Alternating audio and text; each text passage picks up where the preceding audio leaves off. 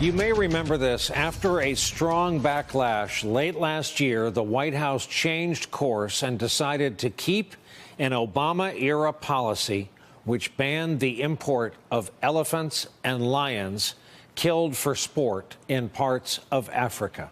At the time of this decision, Trump went on Twitter calling the practice a horror show.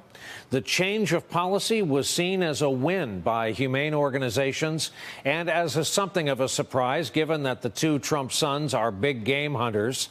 When asked by Piers Morgan just over a month ago, the president, in fact, stood strong on his administration's decision to enforce this original policy. I changed it. I didn't want elephants killed and stuffed and have the tusks brought back into this. And people can talk all they want about preservation and all of the things that they're saying, where money goes toward, well, money was going, in that case, going to a government which was probably taking the money, okay? I turned that order around. You know, that was an order. That was done by a very high-level government person. As soon as I heard about it, I turned it around that same day. Not even a day went by. That was then, and now the strangest thing has happened. Just days ago, it was quietly announced by the U.S. Fish and Wildlife Service that Americans will once again be allowed to hunt and bring home the threatened species on a case-by-case basis. With us tonight to talk about it, Jeff Corwin, wildlife biologist, conservationist, and Emmy Award-winning TV host of Ocean Treks. Jeff, what do you think has happened here, and what do you think would constitute a case that you would be allowed to ship the parts of an elephant to JFK after your trip to Africa? Well, Brian, to be honest with you, this decision is sad. It's deplorable, it's depressing, but it's not surprising.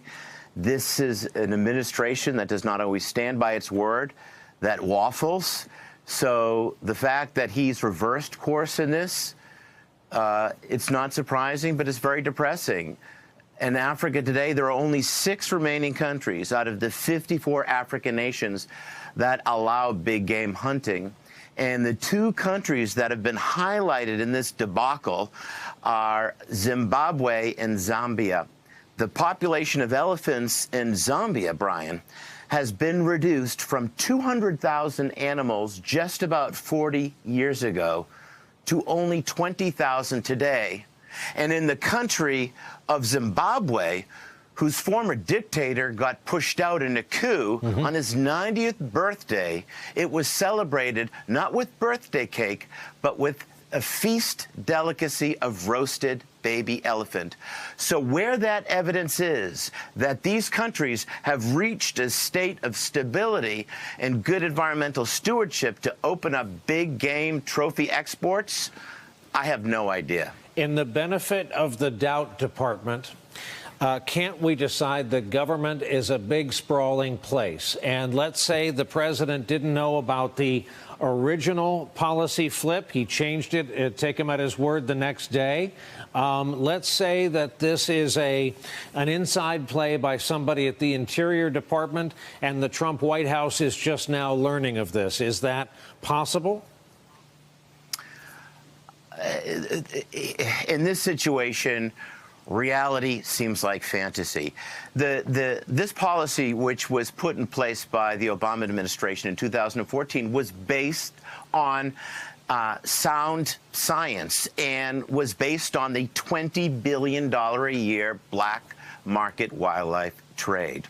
Now, as we all know, Donald Trump's son, Donald Trump Jr., and his brother are big African game hunters. There's the picture out there of Donald Trump Jr. in his Hemingway-esque uniform with the high-caliber bullets and the 5 o'clock shadow and the Bowie knife and the dispatched elephant tail in his hand. The president's son, Donald Trump Jr., personally vetted the position for the Director of Interior, which is Secretary Zinke. And Secretary Zinke apparently has acquiesced to this interest.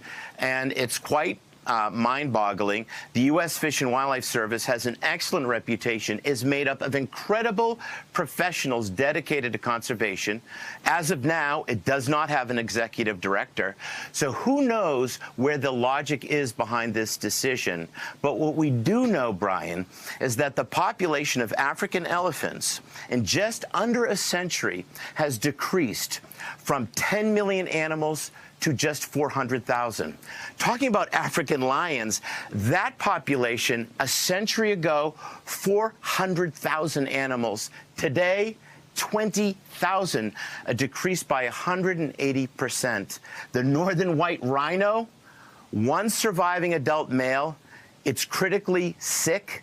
2 surviving females, that species is literally on life support. Wow. And it's very important, Brian, that we separate the distinction between the American hunting model, where a significant amount of revenue goes into conservation with great partners like Ducks Unlimited, Rocky Mountain Elk Foundation, and what's happening in Africa.